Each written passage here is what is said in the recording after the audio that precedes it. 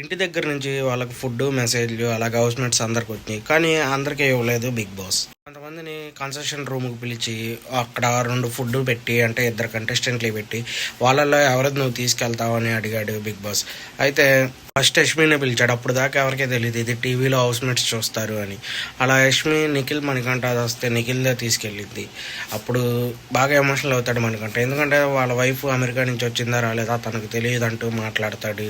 అక్కడ మాత్రం బాగా ఎమోషనల్ అవుతాడు మణికంఠ. నిఖిల్ తీసుకొని వచ్చిద్ది యష్మి, వాళ్ళిద్దరూ కొంచెం లెటర్ ఏమో టీవీలో డిస్ప్లే వేస్తే వాళ్ళు చదువుకుంటూ ఉంటారు. తర్వాత మణికంఠ వెళ్తాడు.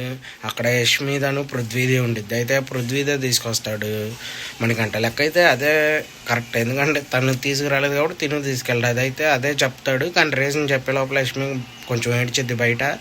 కానీ తను వచ్చాక ఓకే అని చెప్పి మామూలుగానే ఉండిద్ది. తర్వాత పృథ్వీ వెళ్తే విష్ణుప్రియ, నైనిక వీళ్ళిద్దరే ఉంటాయి. నైనికాకేమో వాళ్ళ ఇడ్లీ సాంబార్ అవి పంపించిద్ది, విష్ణుప్రియకేమో వాళ్ళ చెల్లి పంపించిద్ది.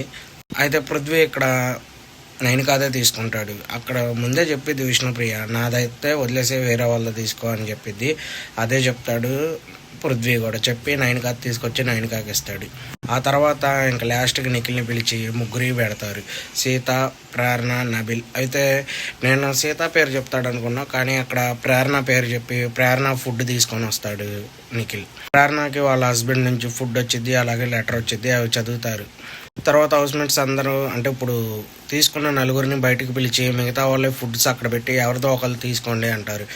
అందరూ మణికంఠ ఏమో నాకు తీసుకోండి అన్నట్టు మాట్లాడుతూ ఉంటాడు, కానీ విష్ణుప్రియ కూడా చెప్పిద్ది నాకు 2 వారాల నుంచి ఏమీ రాలేదని.